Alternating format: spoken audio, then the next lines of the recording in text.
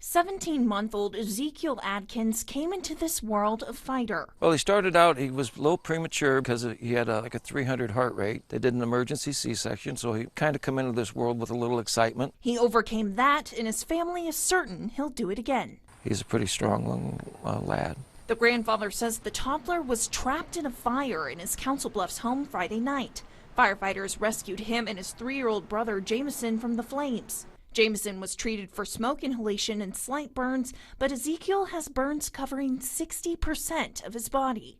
So he's got some deep burns across his buttocks and his back and back of his legs. Dave Smith says the young boy also has a lot of lung damage. He was flown to the St. Elizabeth Burn Center in Lincoln Friday night. He made it through the night, which was a miracle in itself.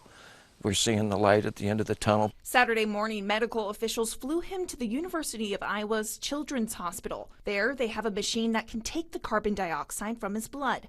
Ezekiel hasn't needed it yet, and he's taken a few breaths on his own, but the biggest concern now is trying to get blood flow in his legs. As with anything, we rely on God to intercede for us.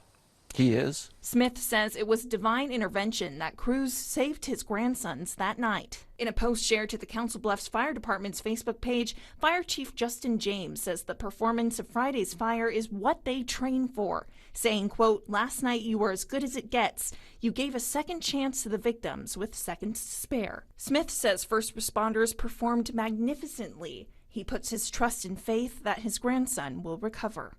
He is a young man that has a lot of determination, even for a young child. You can see it in his eyes.